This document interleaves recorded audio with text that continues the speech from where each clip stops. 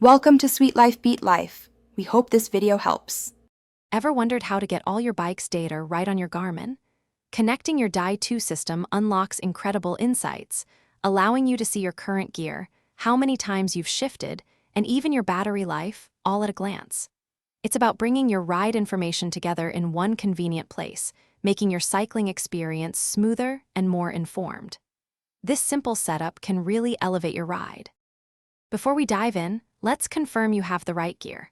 First, your Shimano Di2 system needs a DFLY ANT plus wireless unit, like the SMEWW01 or the more common EWW111. This small piece is key for wireless communication. Next, check that your Garmin device, whether it's an Edge or Forerunner, supports ANT plus connectivity, which most modern units do. Finally, ensure both your Garmin and Di2 battery are charged up, ready for pairing.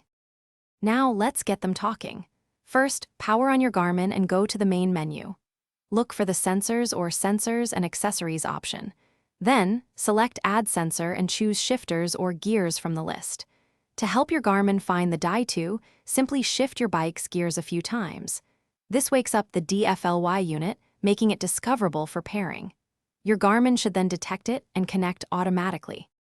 Once connected, you can add awesome Di2 data fields to your Garmin screens. Think current gear, front and rear, gear ratio, or even your Di2 battery level, all right there as you ride. Many Garmin units also have a dedicated Di2 gear info page for detailed shifting statistics. Plus, with certain Di2 shifters, you can even use their buttons to remotely change screens on your Garmin, keeping your hands safely on the bars. It's incredibly convenient for staying focused. If you run into a snag, here are some quick troubleshooting tips.